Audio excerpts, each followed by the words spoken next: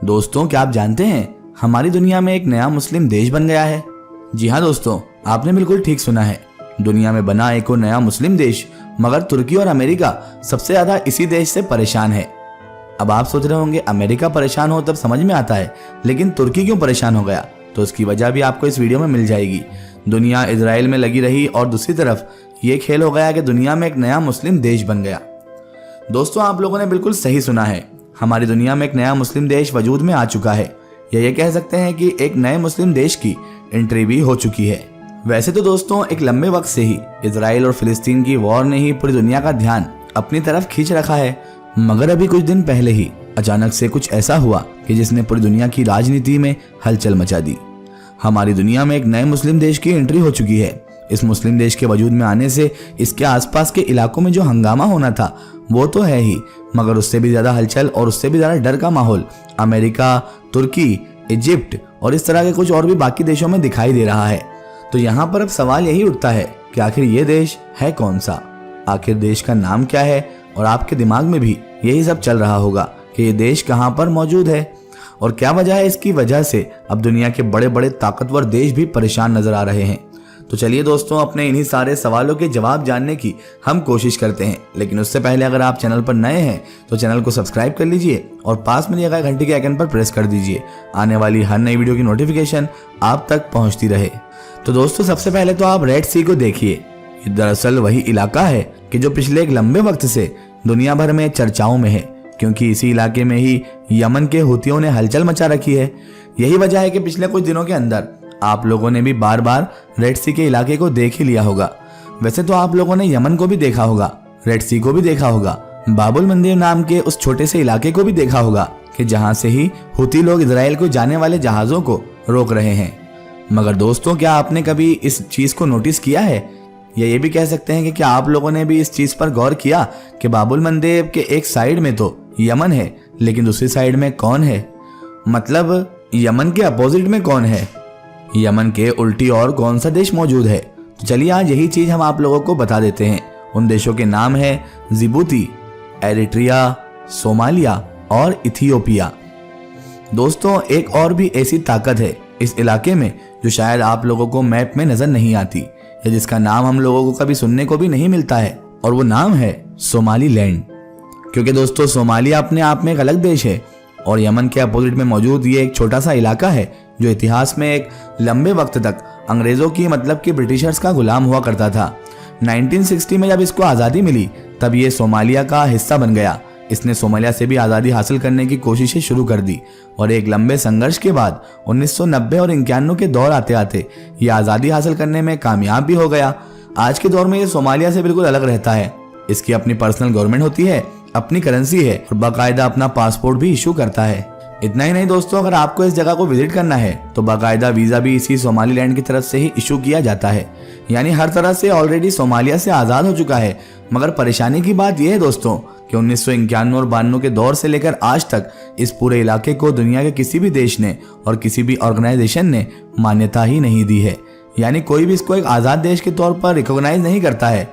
इन सभी के मुताबिक और इंटरनेशनल कानून के मुताबिक ये भी दरअसल सोमालिया का ही एक हिस्सा है, सोमालिया का ही एक पार्ट है, जिसके ऊपर जबरदस्ती कुछ लोगों ने अपनी मनमर्जी के मुताबिक अपनी हुकूमत कायम कर रखी है।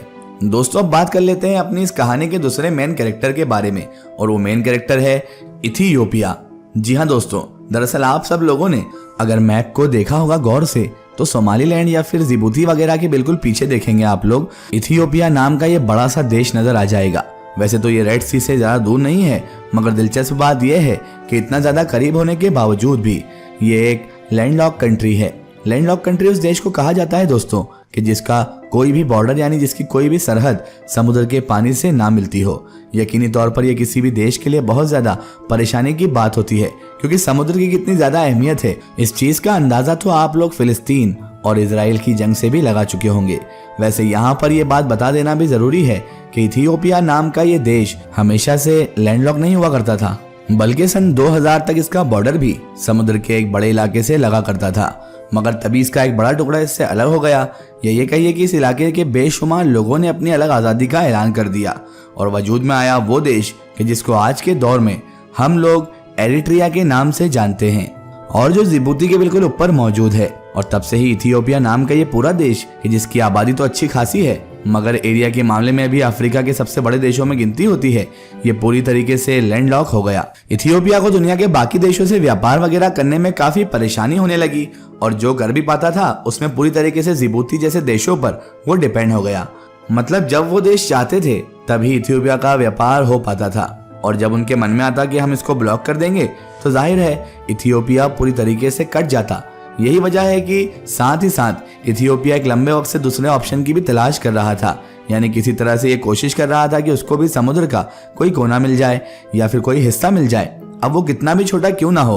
और फाइनली एक लंबे वक्त के बाद जनवरी सन 2024 में यानी इसी साल में इथियोपिया को कामयाबी भी हासिल हो गई क्योंकि उसने सोमालीलैंड नाम के उस इलाके के साथ एक बड़ी डील कर ली जिसमें 50 से 60 लाख के करीब आबादी रहती है।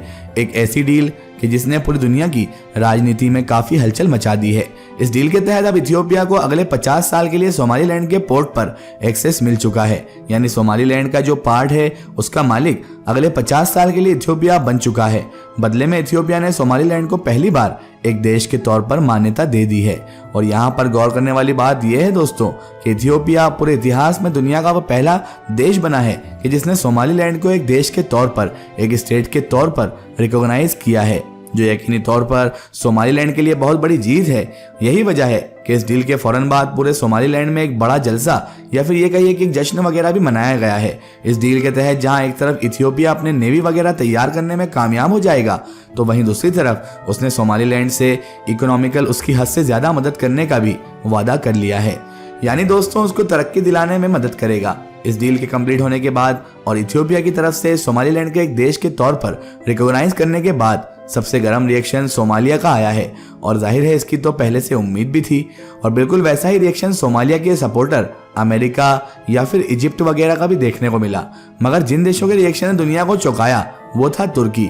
इसके अलावा अफ्रीकन यूनियन और तो और OIC वगैरह भी, यानी कि दुनिया के सारे मुस्लिम देशों का जो एक ग्रुप मौजूद है, इन सब ने भी खुले तौर पर सोमालिया का साथ दिया और कहा ये पूरा हिस्सा सोमालिया का है और इस तरह की जो डील वगैरह की गई है हम इसको कंडेम करते हैं और ये पूरी तरीके से गलत काम किया गया है। अब दोस्तों जाहिर है अमेरिका जब सोमालिया की सपोर्ट में है तो यूरोपियन यूनियन ने भी इस चीज को कंडेम ही किया है। और हाँ, अब सवाल यह है कि आखिर इन दोनों का भी किसी ने साथ दिया है या नहीं दिया है। तो दोस्तों आपकी जानकारी के लिए हम आपको बता दें, बिल्कुल दिया है। और वो सारे देश हैं जो कि अफ्रीका में ही साहिल के इलाके में मौजूद हैं और जिनमें पिछले कुछ सालों के अंदर हद से ज्यादा एंटी फ्रांस और एंटी वेस्ट का माहौल देखा गया है। बल्कि फ्रांस का असर खत्म करने के लिए एक के बाद एक कई लगातार तख्ता पलट भी हुए हैं। हाँ दोस्तों, मैं बात कर रहा हूँ माली, बर्किना फासो, नाइजर जैसे उन सारे बेशुमार अफ्रीकन देशों के बारे में कि जहां पर पिछले 1-2 साल के अंदर ही एक के बाद एक तख्ता पलट हुआ है और साथ ही साथ फ्रांस आउट और वेस्ट आउट का नारा सुनाई दिया है। फिलहाल एक लंबे वक्त के बाद सोमालीलैंड को एक बड़ी कामयाबी तो मिल चुकी है दोस्तों, एक ऐसा साथी भी मिल चुका है कि जो अब उसको एक देश के तौर पर रिकॉग्नाइज करता है। मगर दोस्तों अब बात यह है फ्यूचर में इसके साथ क्या होगा, क्या सच में दुनिया के बाकी देशों की तरह ये एक देश बन सकेगा या नहीं, ये तो देखने वाली बात होगी। फिलहाल आज की हमारी वीडियो को हम यहीं पर एंड करते हैं। आपको ये वीडियो कैसी लगी कमेंट सेक्शन में जरूर बताएं और हमारे चैनल SK नेटवर्क को सब्सक्राइब करना बिल्कुल ना भूलें। पास में दिए गए घंटी के आइकन को दबा दें ताकि हर आने वाली नई वीडियो की नोटिफिकेशन आप तक पहुंचती रहे। जय हिंद, वंदे मातरम।